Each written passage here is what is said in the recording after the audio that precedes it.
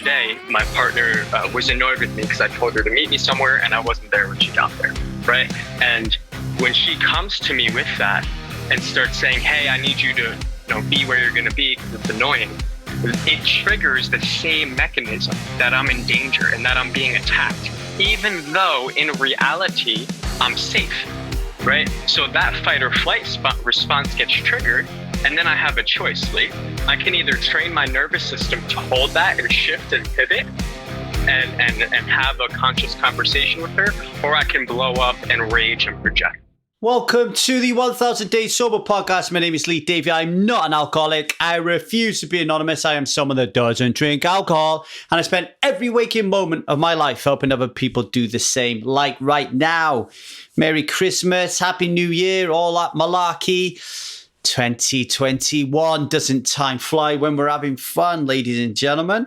And what a great time of the year to stop fucking about and to start being someone that doesn't drink alcohol, right? And if you want to do that, we've got your back. There's a number of ways that you could do that. At the end of January, beginning of February, sometime around that mark, we're going to be kicking off our latest group workshop, Strive Method for Addictions. It is going to run for 6 months. You're going to absolutely love it. It will change your lives. Testimonials on tap if you need them.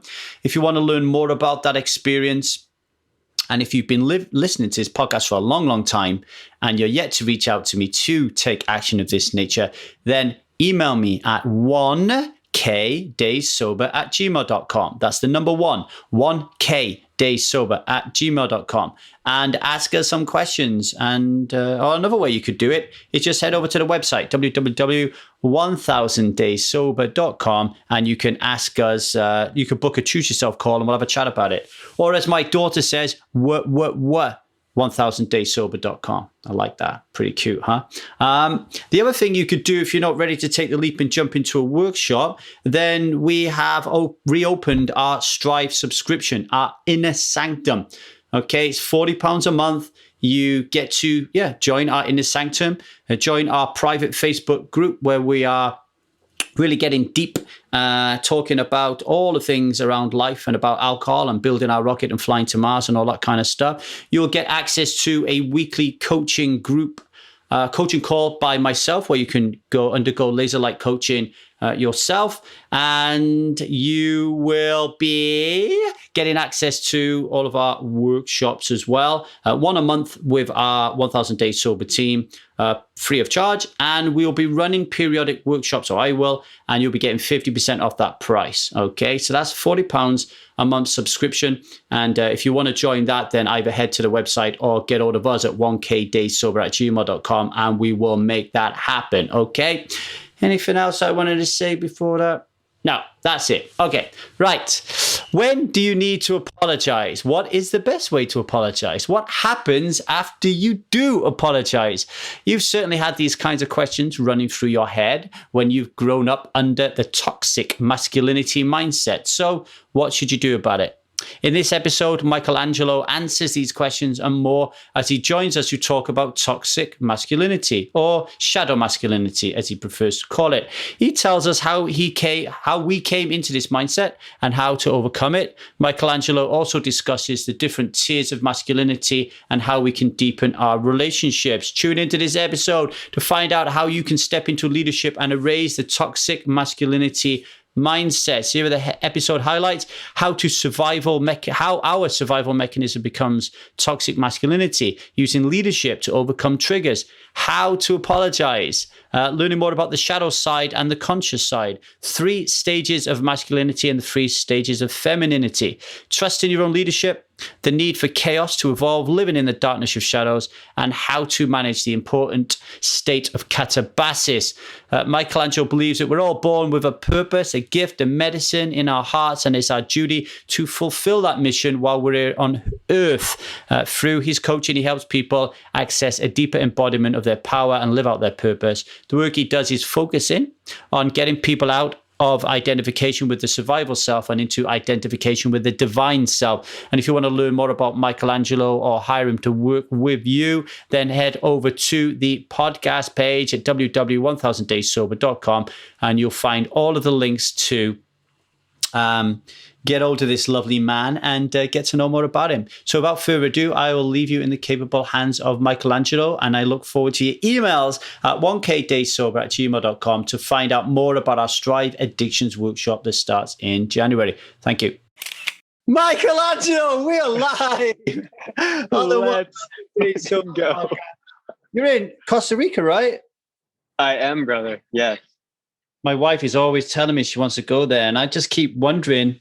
This is interesting, actually, because me and you've just been on a call together where I've had some coaching. And one of the things that came out of that is like I'm super negative all the time. So let's start with that, right? Because I want to talk a little bit about toxic masculinity. And so when my wife wants to go to Costa Rica, she thinks of like the jungle, she thinks of the animals, she thinks of the weather, the beach, the sea, just a much beautiful lifestyle, right? When I think of Costa Rica, I feel of a jungle, I'm going to get eaten by a tiger. I think of the sea, I'm going to get eaten by a shark. I think my daughter's going to get some illness and nobody's going to be able to deal with it. The food's going to be shit. I'm going to get mosquitoes. Like, what the fuck? What's going on? There's that survival brain being activated, bro. Control, right? Coming online. Yeah, man, 100%. 100%. And Lee, I love that you brought that up actually, because, I felt like it was like a little bit of a joke, but that's actually really a really valid point. Because, bro, when I landed here in Costa Rica, I've never lived outside of the States. So for me, all the things you said for me came up because my inner protector came online. When I walked into town with my partner, I was like, on alert, looking around, all of the stories of fear, and how when our fight or flight gets activated, the mind can take something and just fucking run with it. So for me, I was like walking around in constant fear. And now 10 days later, I'm walking around in the same area, like laughing and playing, because I'm realizing like, okay, I'm not actually unsafe. I'm not going to get robbed at gunpoint anytime I walk out. I'm not going to like die. It's like, so I had a chance to actually break through some of those stories. Okay. Really cool. So let's lean on that a little bit. What you're saying is there's a part of our biology that is designed in a good way for us to make sure we're not going to get eaten by a shark, eaten by a tiger, mugged by somebody. So there's that aspect of it that is good and positive and healthy, but there is also that aspect of it. If you don't get control of it and build some boundaries around it, it can become toxic and it can throttle your ability to be and to live and to experience life, right? 100%, man. You hit it on the head, because that mechanism, that like survival mechanism served us for thousands of years. If you're a hunter-gatherer, you don't want to get eaten by a fucking tiger, but we still have that, but it gets triggered in social situations mainly now. So this segue for us into masculinity and talking about, toxic or shadow masculinity, because, for example, today my partner was annoyed with me because I told her to meet me somewhere and I wasn't there when she got there. Right. And when she comes to me with that and starts saying, hey, I need you to, be where you're going to be because it's annoying, it triggers the same mechanism that I'm in danger and that I'm being attacked, even though in reality, I'm safe, right? So that fight or flight response gets triggered. And then I have a choice, Lee. I can either train my nervous system to hold that and shift and pivot and have a conscious conversation with her, or I can blow up and rage and project. So this is how something that once served us is now keeping us in an unhealthy pattern sometimes. Does that make sense? It does. I'll share another story with you, and then maybe we can pull the thread and see where it leads, to give somebody who's relating to this some tools or techniques maybe to help them kind of get out of it. So we've just been on a call together, as you know. It was like personal one-to-one coaching with specific people from Preston Smiles, who's one of the world's top coaches. And going into this, he had specifically asked me to, not specifically asked me to go on there. He'd set up the space and I said I would be there. And he said, you are number 2. I'm going to work on you, number 2. And I'd never worked with him before. Okay. So then when I get on there and then he says, has anyone here had coaching with Zion, who's another coach? I misunderstood it. And I was thinking to myself, yeah, I got coached by him the other day on a group call, but not laser one-on-one coaching, which I've showed up today to do. So I'm going to do this. And if you remember, I jumped in, right? So he was like, who's going next? I'm like, I'm next because this is my spot. Yep. And then people started to remind me that I had coaching the other day by someone else, basically calling me out for taking up space, right? Okay, I got super triggered. So I got activated in the same way we're kind of talking about. Yes. And I got really angry. And do you know what I wanted to do? I wanted to leave. Yeah. I was like, I'm fucking done. I can't concentrate. I don't want to be in this space. I can't believe you're treating me like this. I'm done. I don't want any. And then my child started to come out. So what do you notice there? So what I would ask you, Lee, is do you see that pattern show up in other relationships, specifically with your wife?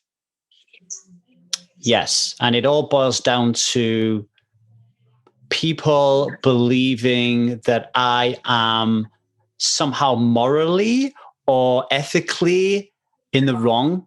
And that really triggers me. So if somebody is making an assumption about me, like I call, like that is like, I'm a liar, right? Like I've lied or I've somehow cheated the system, and that hurts me like a lot.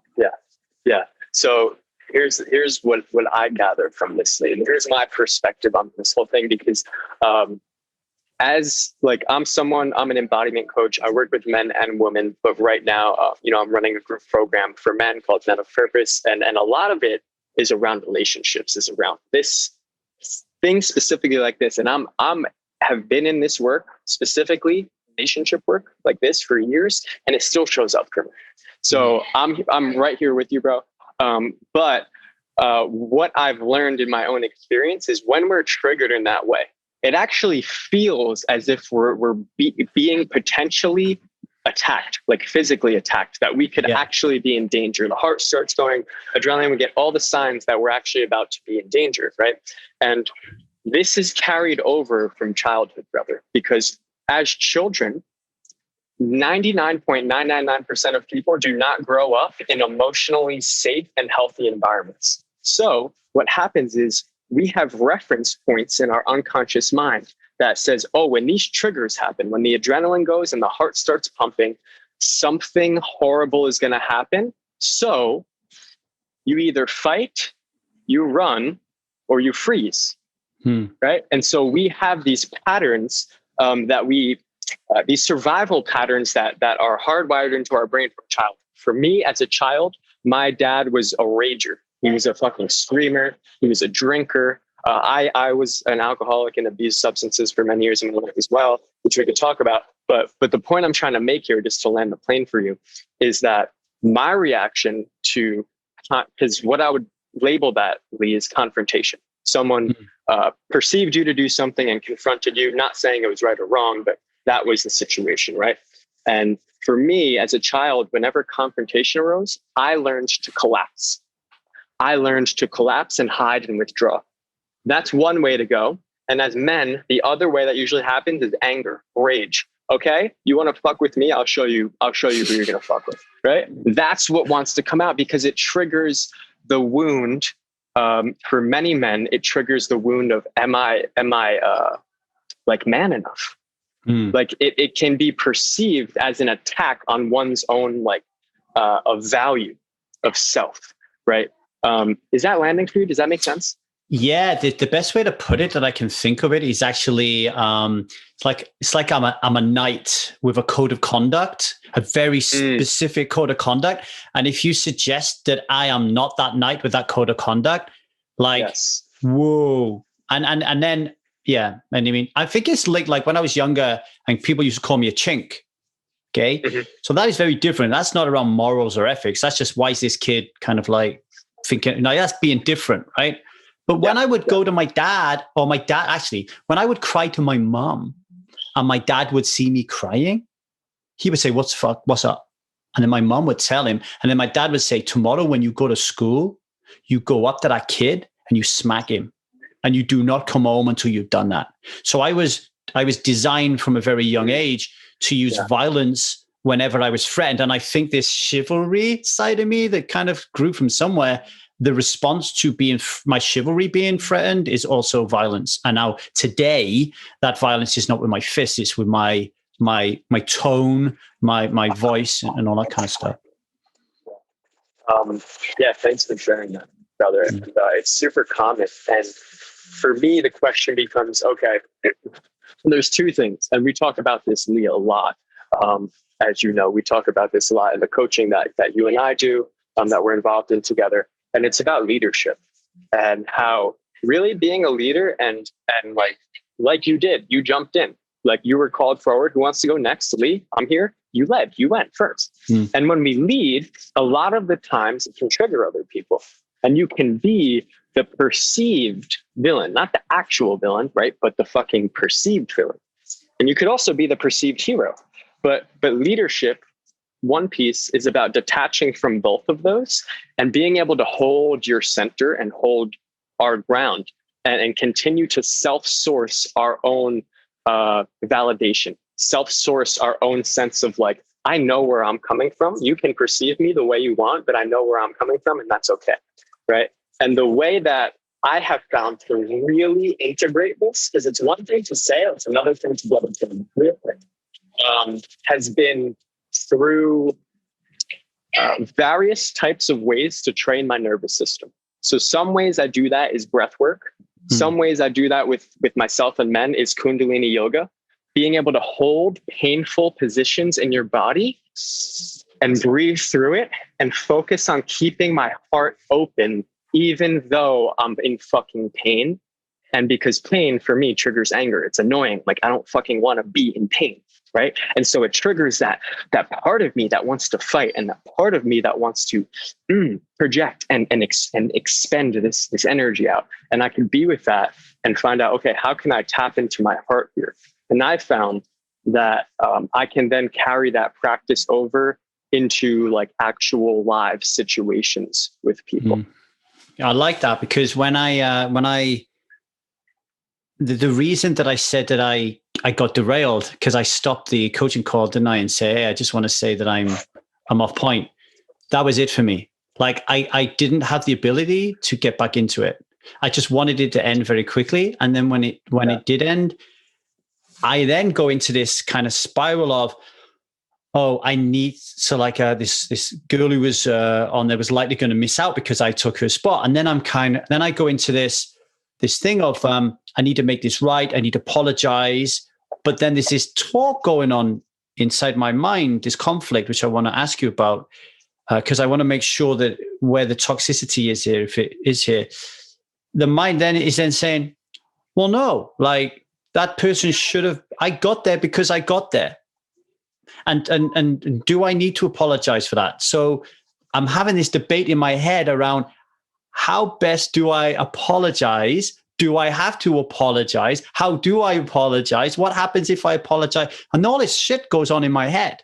Whereas what you're saying is, if I come out of that experience and I actually do some breath work or some meditate or just stillness or do a stretch like in Kundalini yoga where it's like painful and I just have to feel, then maybe that is going to be enough to kind of break this and bring more clarity. I mean, what do you think? So there's a lot to unpack here, but I think this is a case-by-case basis. And the way to go into this, I would say, is to see, first of all, where are you coming from? Because that's what's important. It's not the actual, like what happened so much, that's a factor, but just where you're coming from. Like, why do you want to apologize? Is it coming from a place of wanting this person to like you and like not be mad at you? Because we could call that people pleasing. Or is it coming from a place of like, you know what? I'm looking at this action I did and I realized that it could have been out of integrity and I just want to own that.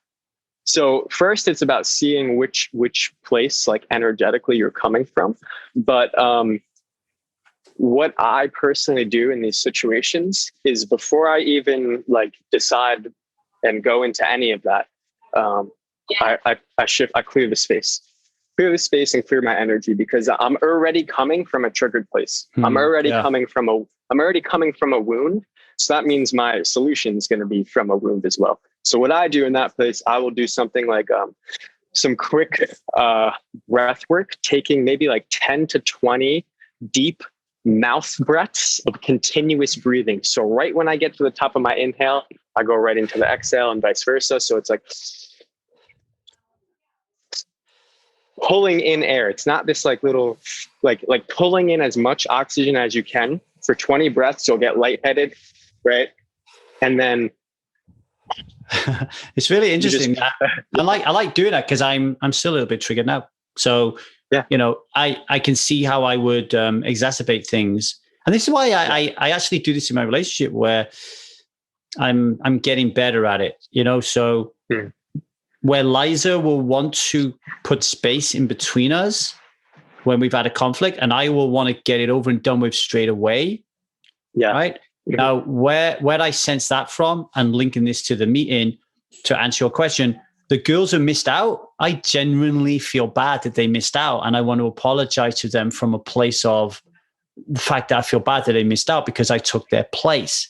The people who commented who had nothing to do with it, I want to apologize to them because I'm seeking approval, which I think is toxic. And I can see that I'm training myself now, obviously, like to see approval, control, and security, like the three main wants, you know, that drives all human kind of desire in nature. I'm practicing that intently. Yeah. So I think that there's a slight language shift that I like to, especially with men, like there's this whole idea of toxic masculinity, right? And sometimes I use that word, but what I'm feeling into here and more recently is I like shadow masculinity. Why? Because it might sound like semantics, but it's more than that. Because toxic has this energy of shame. And sometimes, bro, like we're just human, no matter how, if you're a brother and you're in this work, I don't care how long you've been in this work, sometimes you're going to be fucking human and you're going to mess up, right? Yeah. And it happens. Yeah. And so if I go, oh, that's this toxic part of me, it automatically creates this separation and this disowning of it and this shit. So, I mean, it happens, bro, but a question to ask, and then we could get into a relationship, because you brought up Liza and stuff, a question to sit with for yourself, I would say, if I were you, is do I need to apologize? Like, do I feel that I was out of line? Not based off of what anyone else thinks, but this is calling in the masculine discernment, because the feminine is the emotion, right? The feminine is this person thinks it's that way, this person interprets it that way, and the masculine is the witness consciousness. So if I can tap into my masculine, do I feel, if I'm not coming from like a biased place, do I honestly feel like what I did was out of alignment? Because for you, Lee, if I was you, I know I never got laser coached by Preston. I know, I got coached with Zion, but it was on a big group call. It wasn't a one-on-one. So I know for me, this was my time, my spot. My time. And then that becomes a whole different practice of being able to just hold the energy.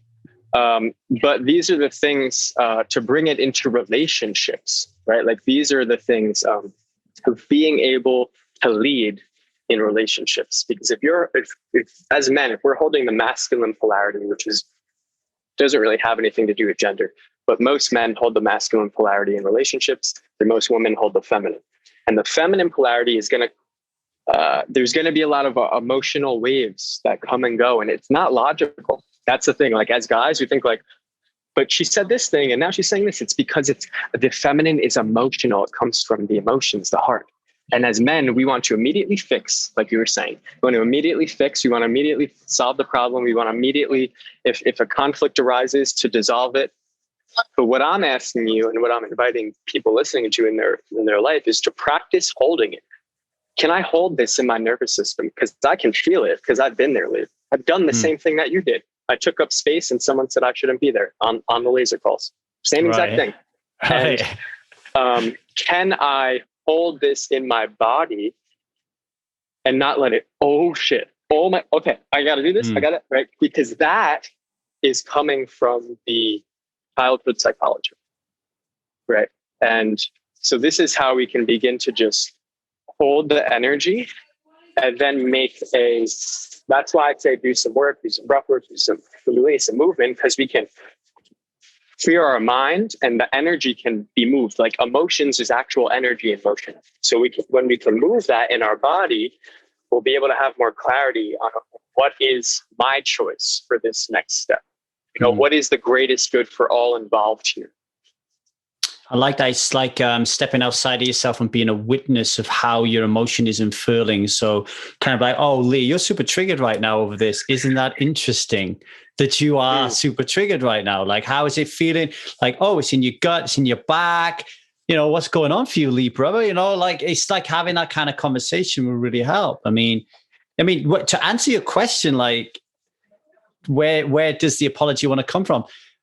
I think, I don't really know the answer, and I appreciate your guidance, actually. I'll tell you a story on this. So many years ago, I worked in the rail industry for 20 years, Michelangelo, and I was an area productions manager at the time in charge of a big team, and we would go to a senior management event in Doncaster every couple of months. And I was the guy who always put his hand up. I was the guy who always wanted to talk. I was the guy who always wanted to take up space.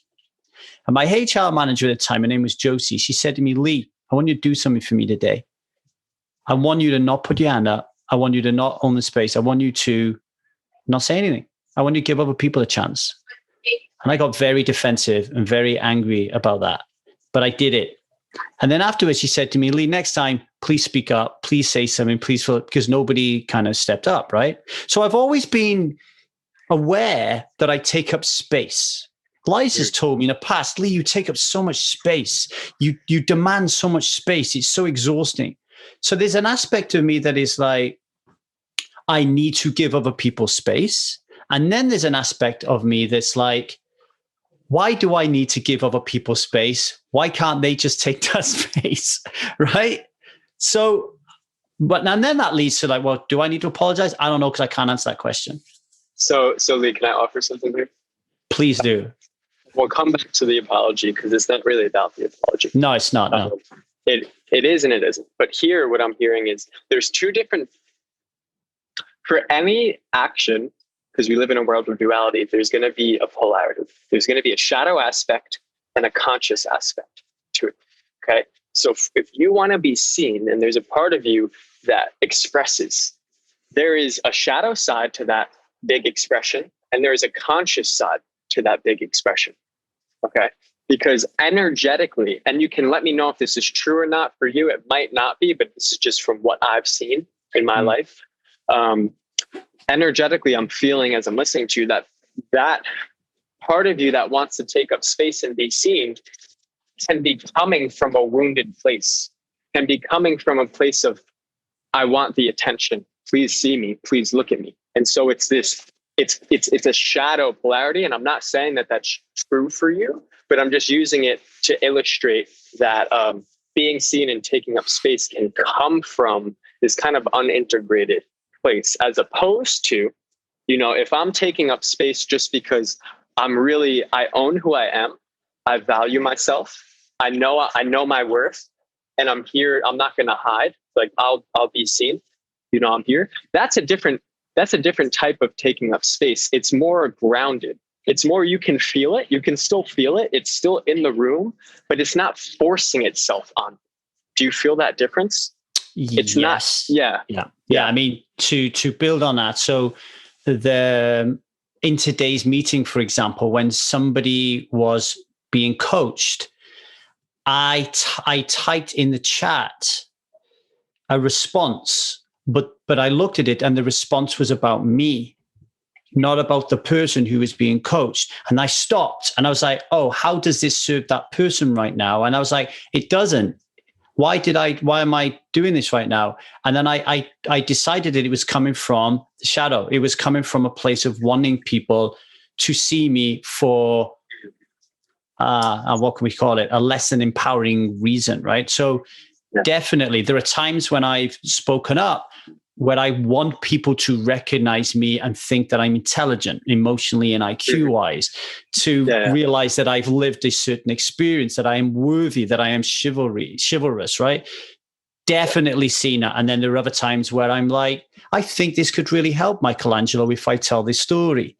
But definitely there's a dance there. And I guess the key, right, is awareness, like even having the awareness that there is a shadow side and that you might step into it, right? Yeah. And I just want to celebrate you for even just seeing it in the moment, because that's huge. And what we're talking about, Lee, this is all super fucking nuanced. It's all very subtle, right? And that's why relationships are the ultimate, in my opinion and experience, the ultimate evolutionary container, romantic relationships, because all of your shit's going to come up, all of it. And you're going to get to see this. So I think this is a great moment for us to bring in a piece around there's 3 stages of masculinity and the 3 stages of femininity, if you're open to me. Yeah, go for it. Yeah. Because it relates to what we're talking about. Okay. So this is taken from David Dita's work. I've studied a lot of David Dita's work. John Weinberg, one of my mentors, both my mentors actually worked with John for a long time. And so I bring this into a lot of the men's work I do. This is going to be a module in my group program in January. But it's the 3 stages, the 3-stage relationship, and also the 3 stages of the masculine and feminine. So the first stage, which is what we could say the least evolved, not in a sense of better or worse, but just in a sense of integration and level of depth of consciousness. Okay. So level 1 is the old paradigm of masculinity. It's like the macho breadwinner, right? That's stage 1 masculinity. It's like just all of my value is derived from my bank account and my job status, and I get to treat my family like shit because I make the money. Fuck everyone, type of thing. Right. And the stage 1 feminine is the housewife. It is the submissive housewife. Okay. Self-explanatory. Stage 2 is the kind of like the feminine in the workplace, like asserting herself in the workplace, maybe working for herself, having a career, all those wonderful things, but it's still masculinized. It is like the feminine putting on the cape of the masculine. Right. Mm-hmm. And stage 2 masculinity is like kind of like the flowy boy, like the soft, flowy boy. Like, oh, I'm not going to step on anyone's toes. Maybe I'm a crystal healer. Maybe I'm like, like a songwriter or something, but I'm not going to like rock the boat too much. Right. And most men and women are somewhere fluctuating between 1 and 2. For most of my life, I was in that. Right. I was the flow boy for a long time because I was scared of confrontation, like we were talking about earlier. So when we begin to do these practices and you get comfortable with confrontation and get comfortable with being wrong too, as men, with being wrong, and being like, okay, fucked up, you're right. And being able to open the heart there, right? And stage 3, this is where like the rubber meets the road for men. This is where we are depth of consciousness. We are, I see you. I see you, and I'm going to say the things that might make you uncomfortable because I'm not here to people please you. I'm not here to like go under the radar. I'm not here to be fucking overly politically correct all the time and in line and perfectly zipped up. I'm here to speak my truth from a place of love, not from a place of domination, from a place of, I think my truth will serve the highest good. I'm here to express divinity for the highest good. And if that means ruffling some feathers, so be it. That's what it is for the men. And for women, it's opening their heart to love, being the feminine radiance, the power of the feminine expression, which is pure devotion to God, right? And this isn't religious. I just mean like you could say nature or whatever you want to call it, some sort of intelligence. But the reason why I'm bringing this up, Lee, is because in these situations, we get to choose which stage we're going to operate from. Right. And I know for me, there are times where my partner triggers me and my stage one man wants to come out and just fucking attack and dominate. Cause I know, hey, when it push comes to shove, I'm the power here. Like I could be the physically, like I could be the dominating because I'm the man and I'm like physically stronger. Right.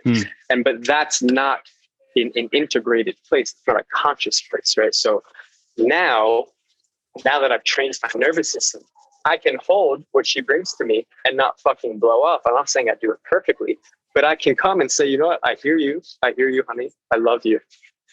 And I agree or I don't agree. I'm not going to try. If I genuinely agree, I can own that and say, hey, you're right. And if I genuinely disagree, I can own that and say, hey, from my heart, this is my truth.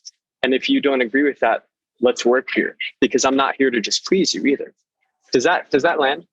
Yeah, I mean, I've got a question. Is the demarcation there between the masculine and feminine? Are you being gender specific, or are you saying that is a more of an energy thing within each gender? So we have both within us, but everyone is going to have a disposition or like lean more in one direction.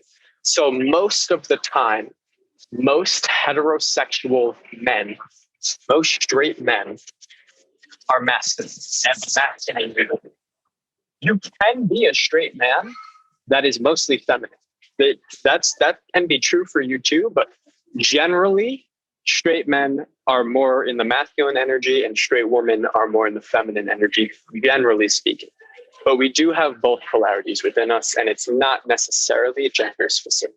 But the way we hold attraction in a relationship, the way you keep the spark alive in a romantic relationship is holding the polarity. My partner doesn't fucking want me to agree with her, even if that's what she says. Even if that's what she says, she wants me to be a man and hold my truth because I hold the masculine polarity. But I can still admit when it's wrong, right? So it is a dance, but when we hold those two ends of the spectrum, that's what creates sexual attraction. So this is like really interesting again, because let's again, I'll put myself in the spotlight here and we can use myself as a real example. Liza laughs at me, actually. She says, you get more free therapy through your podcast than anybody. She said, it's always about you. I say, well, I know it's always about me, but I really do think if someone's listening in, that it will really help them to understand it when you give them a real life example. So on this call, I said to Preston that I gave up my involvement in poker about 4 weeks ago, right? And to put that in perspective, you're talking around £75,000 a year. I just said, like, I don't want to do this anymore. And it caused a rupture in my relationship with Liza because she didn't feel like she was involved in our decision, right? And then ever since then, I said on a call, I've been living in stage one masculine energy. And it's been bleeding out. And it's been affecting everything. It's been affecting my relationships. It's been affecting how I spend my time with children. It's been affecting my business and all that kind of stuff. And the thing that Preston said to me, which stuck to me, and I don't know if you heard it, was he said, in your relationship, you're very shaky. Yeah. You're very shaky as a leader. Yep. And she can sense that, and she's not going to trust 100%. you. Give me your feedback on that. 100%, bro. So here's the thing. Well, first things first, as men, we lead, but we also counsel. We also have advisors. And as your partner, as your woman, it's understandable that she would be pissed if you didn't consult with her. That's understandable, but it's in the past. It is what it is. I'm sure you owned it and you can move forward, right? But the way I interpret this as she is holding up a reflection for you, Lee, of what's already within you, because there's some part of you that doesn't trust your leadership, and she can fucking sense that. Women, because they're the emotional, they're going to see through the facade and feel it. That's why you can't fake true masculinity. It's either you're embodied in it or you're not, because it can be felt. right? And it is a work. There are, levels to it, levels of embodiment, right? But it creates a feeling of unsafety. She feels unsafe because she can sense your wavering in yourself. Because when you can be solid and go, no, I got this, trust me, we're good. Yeah. It will actually turn her the fuck on, and she'll get wet and ride with you because she knows you're not just saying that. For example, brother, when I was about to move out of my house this summer, right? I lived in a very dysfunctional home emotionally. And my partner, I'm still with, we were going to move out together, right? But I took all the money that I was going to move out with and put it into Kaboom One. So I took like everything and put it into Preston Smiles coaching. And she's like, oh shit, are you sure? And she was scared and she was testing me. That's how the feminine tests the masculine. They will test you. And that's what you're saying, what your wife does, like, oh, see, you shouldn't have quit. She's testing you. She's testing your leadership. What is your plan? Yeah. What is your plan? What is your plan? And she tested me, and she tested my strength, my ability. Where I said, listen, do not worry. I will make this money. I will triple my money, double, triple my money by the time this is over. There's no other way. It's not going to be another way because I don't care what the fuck I have to do. That's what's going to happen. And you can't fake that. And then she goes, oh, never ask me about it again. Never again. Right. And this isn't to say, oh, look at me. It's just to say there's an energetic difference between really trusting your own leadership. So this is really a question for you, Lee. It's a practice of trusting your own leadership, because then there's not even a need for a plan. There's not even a need for a questioning of a plan, because she'll know that wherever you lead her, you guys, like, you're good. Whatever happens, you'll make a way out of no way. Like, it doesn't matter what happens. It doesn't matter where the plan goes, because I will lead wherever we go. Does that make sense?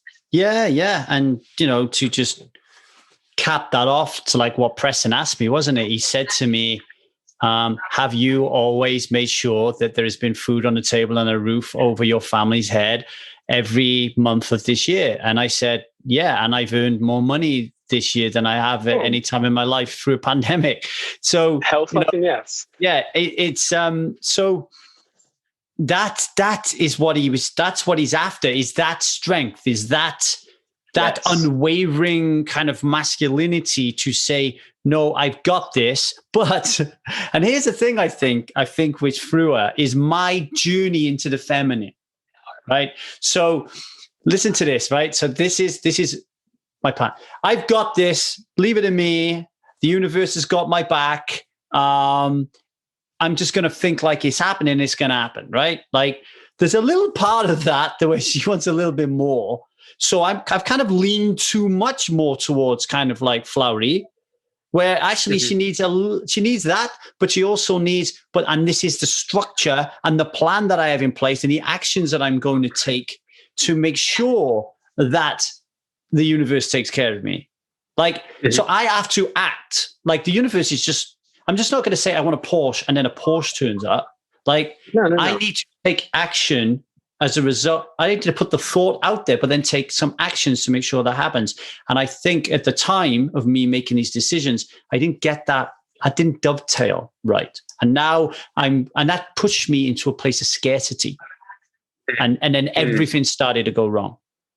Everything that could go wrong went wrong from the moment that I got scared.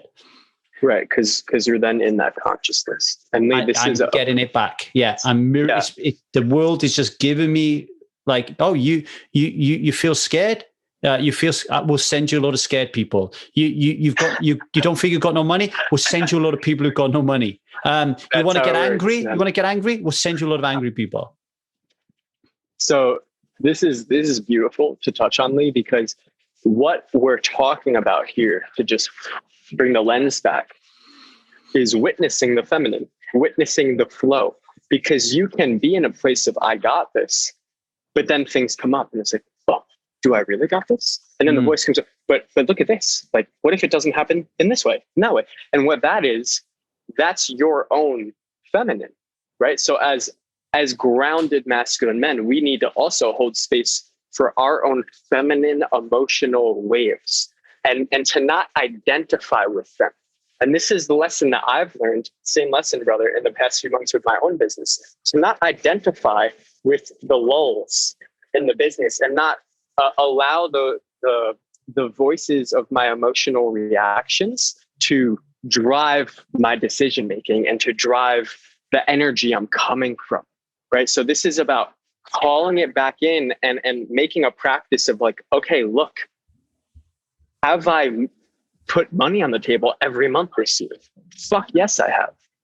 Have I taken steps in my business? Do I have a way to get more clients in the door, to make more money in the business? Do I have a way to do that? Yes, I have a process to do that, and it's worked before.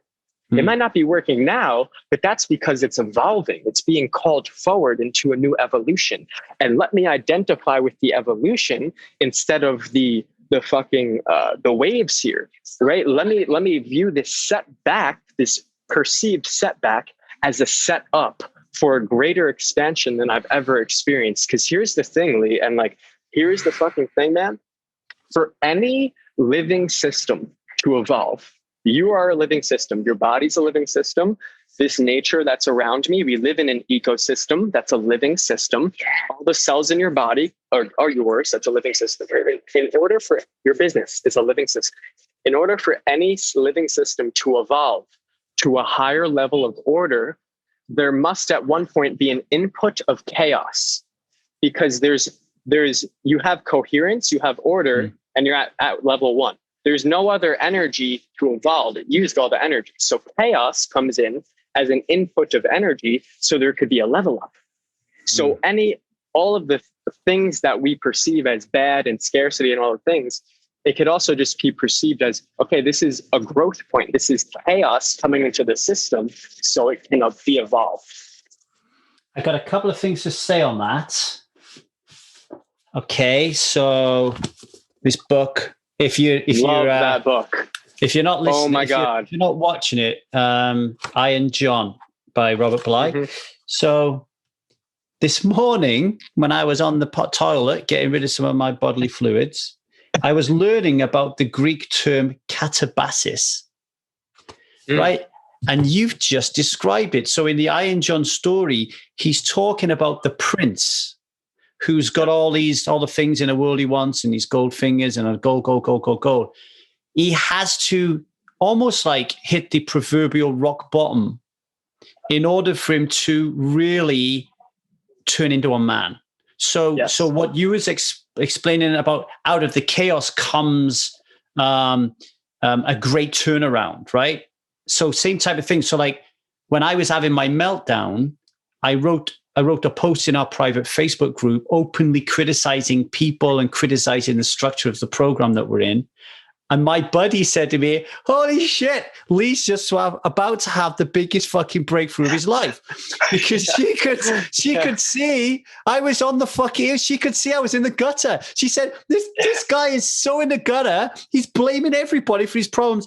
Just around the corner is his breakthrough. And I want to add to that as well, before I hand you the mic.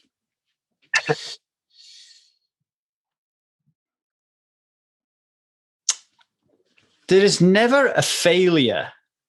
All right. There's never a failure.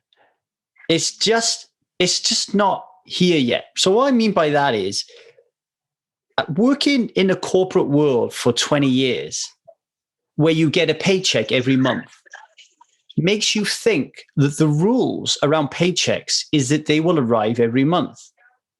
But what if they don't arrive every month? What if the universe is saying, okay, Lee, we're not going to send you any clients in November. We're not going to send you in clients in December. But in January, we're going to give you 100 of them. And then we're not going to give you any in February because we know you'll have too many, right? So what I'm thinking here is you actually get yourself into a scarcity mindset and drive yourself into level 1 masculinity or level 1 femininity by not challenging your assumptions about how the world works. And I love the 15 commitments of conscious leadership. The commitment that I read last night was everything you believe is true. The opposite untruth is also true. And get yourself into thinking that. So I didn't get paid. I need $10,000 a month to pay my bills. Do I? No. I need 120,000 a year, or I need 120,000 the month before. Or what would happen if I had nothing this month? Do I need it? What would happen? How would my life change if I had no money this month? I don't own this home. I don't pay any rent on it. Somebody else owns it. I have family. They will feed me. I've got clothes. I don't have to go anywhere. My computer will still work. So challenging those assumptions and having that awareness and that capacity allows you to see when you're in catabasis to go, oh, wow, fuck, I'm really struggling right now. Brilliant. Something fucking great's going to happen. Over to you. Yeah, man, 100%. And if I remember that book correctly, that was Iron John was the book that started my own mentor journey. I fucking love that book. And it actually did it. Okay, no, I was sober at that time already. I was thinking, so catabasis is essentially like living in the ashes. It's like living in the darkness of being in the muck, the shadows. And what comes out of that is gold. What comes out of that is a diamond. What comes out of that is something that wasn't there before. It's like another force gets added into you, right? And so that's the input of chaos, like we were saying, right? That's the input of chaos. And I would love to tie this in because I know, Lee, that you're a recovery coach. And I know I mentioned a few times, but I had struggled with addiction, mainly alcohol and marijuana, like severe for a while. I was sober for 2.5 years. But the reason I'm bringing this up is because I think so many people going through the throes and struggles of addiction experience catabasis or a dark night of the soul. I know I did. And for me, I needed to go through that in order to cultivate the certain aspects of myself that I needed to do the work I'm doing today. Right. So I need to go through what I went through because I'm helping people go through, who've went through similar things. And to just anyone in that space, just know that the worse you feel, the closer you are to the breakthrough. The darker it is, the closer you actually are to your soul, the closer you actually are to like touching something that's going to completely transform your life. Right. And for me, the catalyst at that time was getting sober. So I would recommend if anyone's in that dark place, like to hit up my brother Lee here, because for me, that was the thing that allowed me to really start to go through the process of evolving, of taking all the things that I've been through and integrating them and turning it into a whole life. Yeah, he mentions in that passage around catabasis that alcoholism or any form of numbing is usually an indication that you're in catabasis. I mean, one of the challenges that we get at 1000 Days Sober, and something that is always in my mind, and I'd love to have your thoughts on it as well, is how do we avoid a state of catabasis and still grow? So bear with me a second, right? If anybody wants to do the Strive Method for Addictions, our 6-month workshop, they have to get through me first. And what that means is we need to have a talk.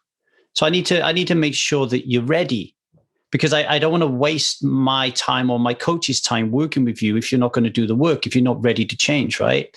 And one of the big problems I have is so many people come to me and they have not experienced this state of catabasis. Yeah. So because they haven't experienced this state of catabasis, they haven't felt enough pain for them to put their hand in their pocket and pay for coaching. They haven't felt enough pain for them to tell their wife that they have a problem. They haven't felt enough pain to commit 6 months of their life to do really hard work, which is really sad, because then they leave and then they inevitably hit catabasis. And then they come back, or they die, or they hang themselves, or they shoot themselves, or they just lose everything in their life. So my constant thought is, how can we avoid this? How can we somehow, as coaches, help somebody to experience catabasis visually, to viscerally feel it, almost like Joe Dispenza, I guess. Like, because we always say, like in sobriety, in order for you to be someone that doesn't drink alcohol, you've got to really feel what it's like to be someone who doesn't drink alcohol. And the only way that you can do that sometimes is by projecting yourself into the future about who you're going to be, how you're going to feel, what your life is going to be like. But don't just think it. You've got to connect it to your emotions. You've got to fucking feel it. Like when Michael Phelps, part of his training, I happen to know this because I interviewed on a podcast the other day, the guy who lived with Michael Phelps.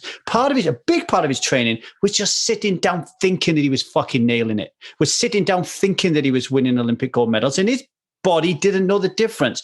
So if we do that, if part of the work is you need to really feel what it's going to be like, and you need to really want that with some passion, we need to flip that around as well and be able to go into the future and feel the fucking pain, feel the catabasis, and say to yourself, okay, how can I experience it visually, viscerally, like, not viscerally, but, like internally, without me having to fucking go through it. And then I can do all this stuff and work on this stuff. And when I do eventually end up going through a form of catabasis, I got people like Michelangelo in my corner. I got people like Lee in my corner. And I'm not going to run. I'm not going to pick up the shotgun. I'm not going to get the noose, because I'm surrounded by these people because I got there at the right time.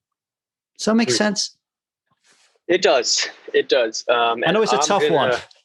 No, I'm super clear on what my truth is here. And it's probably not what you expect. But for me, the question is, do we really want to help someone avoid catabasis? Is that really of service to them?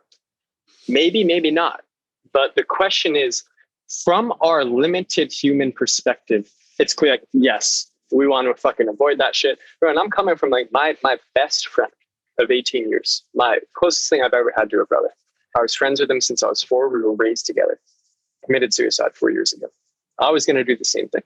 So I'm not coming from a place of like, oh, I've never experienced the darkness, or I haven't been affected by suicide. No, like, no, I fucking lived through that shit.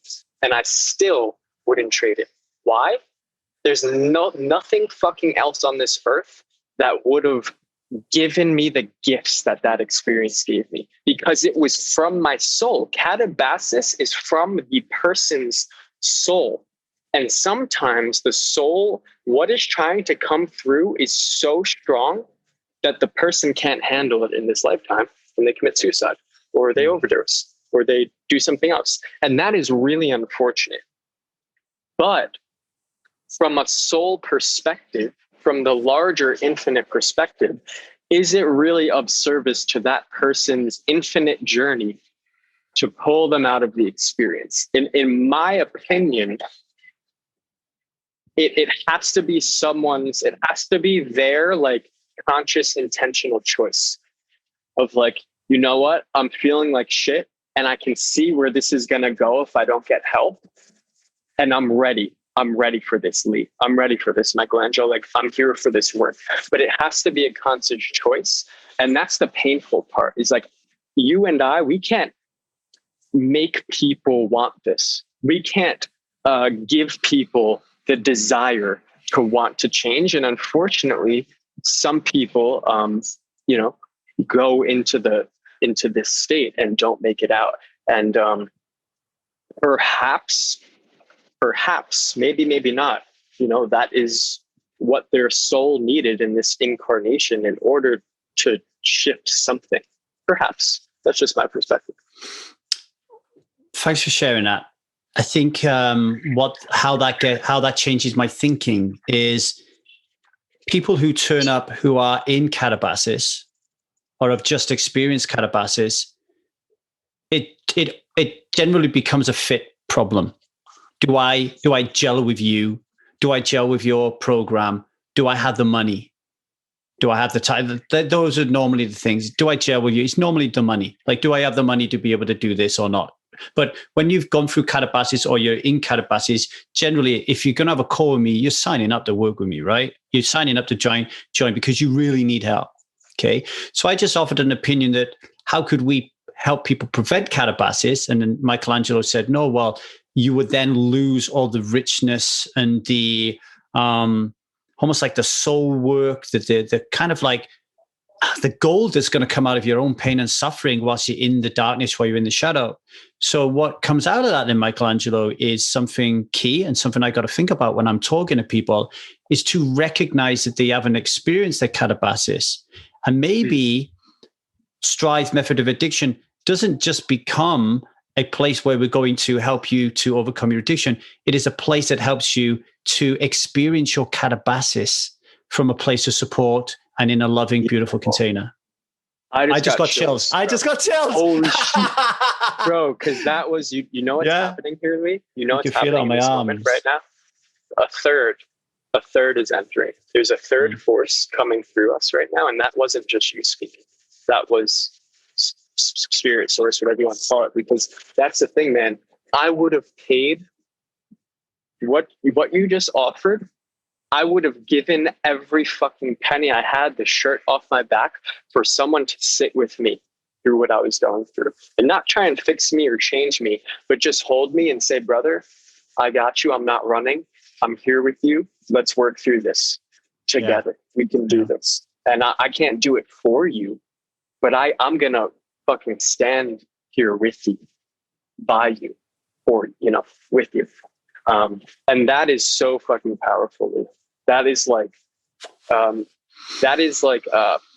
unthankable work. Like, it's beyond gratitude and thanks, that type of work. And if you think about where that come from, just then, that comes from two people operating in the third tier of their masculinity. Because it's so easy for you to have been in your third tier of masculinity, me to be in my first tier, and got defensive and judgmental that you have a different point of view of my catabasis point of view. I don't have the communication skills to disagree or agree with you. So I stonewall, go quiet, or I hide my truth. Instead of going, oh, like I just said, how can I find a truth in what I perceive could possibly be an untruth? And then it's like, oh, and then you've got this win-win scenario that just creates something quite beautiful. Beautiful awareness, man. Yeah. Boom! Before I let you go, tell people what they can expect. You've got this group running in January, and you'll be running more and more after that. If people want to join it or one afterwards, what are you offering them? What are you going to do to them, and how can they get hold of you to get involved? That's what's up, man. So all of my work is through Instagram. My handle is @ItIsMichaelAngelo. It is Michelangelo. That's my handle. All my stuff's there. You could contact me there. I have a men's group called Men of Purpose starting in January. It's an 8-week program. We're going through a lot of the stuff we just talked about, integrating the childhood psychology, stepping into leadership, deepening relationships, holding the polarity, and living out your purpose. Right. So all of that beautiful stuff. I have a few spots open for it, but there will be more. I also do one-to-one coaching, embodiment coaching. I work with men and women. And I really just help people, bro, really simply. I help people clear away the shit that's in the way of them shining their light. And it looks different for everyone, but that's essentially what I do, man. And lastly, just to wrap up our conversation, I also want to say that you can evolve through love. You don't have to only evolve through pain. We can also evolve through love. Just want to leave that on the table for everyone here. But yeah, I would love to connect, and thank you for having me on the show, brother. I love it. And if you want to learn more about Michelangelo and you're running somewhere around the block listening to this, then first of all, get your headphones off and run in stillness. Let yourself think. Secondly, go to www.1000dayssober.com. You go to the podcast page, you'll find Michelangelo with his beautiful face and all his bios and everything and links there. And one more thing I want to say before I go, if you're a woman listening to this, going, that was a fucking waste of time. What do I want to go and join Michelangelo's program for? It's just about men. It isn't. There are so many people right now in the Strive Method for Addictions, women who are married to men who are in the tier 1 of masculine energy, and it's affecting their lives in a very, very difficult way. If you could learn more about what and how your man is functioning, I think you could show up more, and I think that you could help just by the way that you interact with this person who's stuck in tier 1 masculine energy. That's not taking his responsibility away from him, but I really think a greater understanding of how men operate will really help women. So if you're a woman, go and join Michelangelo's group as well. Michelangelo, it's always great to see you and have a conversation. We wish you have a wonderful day in Costa Rica. Don't get eaten by a fucking tiger, and don't swim in the sea and get bitten by a shark. All right? Love you, bro. Thank you. Just another reminder, folks, that if you want to work with Lee, Davey, that's me, and the rest of the 1000 Days Sober coaching team, then get over to www.1000dayssober.com and book yourself a Choose Yourself call with me or a member of the 1000 Days Sober team, so we can see if you're a good fit to take the Strive Method for Addictions course, the Strive Method for Relationships course, or just join the Strive support team. And if you're feeling in a really, really serving mood, please rank and rate our podcast at whatever podcast platform you do, or spread the word around social media and tell people to come and listen to us. Thank you very much. Love you all. Bye.